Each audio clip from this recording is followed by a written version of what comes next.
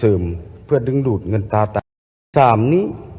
นโยบายการส่งเสริมเพื่อดึงดูดเงินตราต่างประเทศติดพันกับการท่องเที่ยวอยากเสนอให้รัฐบาลนี่กำหนดเขตที่อยู่อาศัยพิเศษสำหรับคนต่างประเทศโดยที่ให้คนต่างประเทศแล้วคนเชื้อชาติต่างๆสามารถเป็นเจ้าของกรรมสิทธิ์ที่ดินและ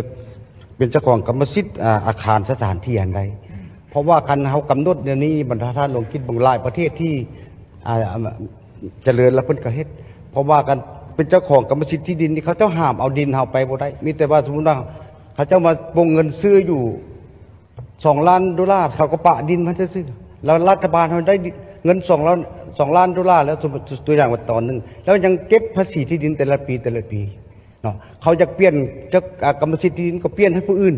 เนาะกระทั่งเงินตาจะไหลเข้าประเทศชาตินี้หลายที่สุดและติดพันกับ